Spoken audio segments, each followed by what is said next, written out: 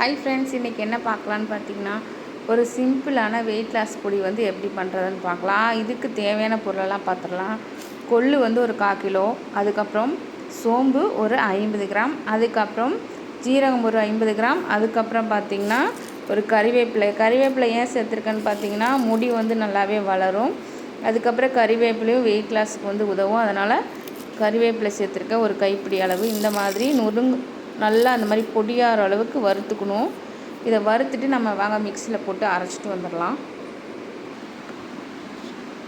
இப்போ வந்து பொடியாக அரைச்சிக்கிட்டோம். இந்த மாதிரி குறைன்னு அரைச்சாவே போதும், ரொம்ப நைஸாக அரைக்கணுன்ட்டு தேவையில்லைங்க ஃப்ரெண்ட்ஸ். இதை வந்து நாம் நல்லா கொதிக்கிற தண்ணியில் 1 டம்ளர் 1.5 டம்ளர் தண்ணி சேர்த்துட்டு ஒரு 2 டீஸ்பூன் போல் இந்த பொடியை போட்டு நல்லா கொதிக்க விட்டுட்டு வடிகட்டி நீங்கள் வெதுன்னு ஆற விட்டுட்டு இதை வந்து நீங்கள் குடிச்சிட்டு வந்தீங்கன்னாவே, ரெகுலராக இதை குடிச்சிட்டு வந்தீங்கன்னாவே ஒரு 30 நாள் குடிச்சிட்டு வாங்க ஃப்ரெண்ட்ஸ். கண்டிப்பாக வந்து உங்களுக்கு வெயிட் வந்து கம்மியாகும்.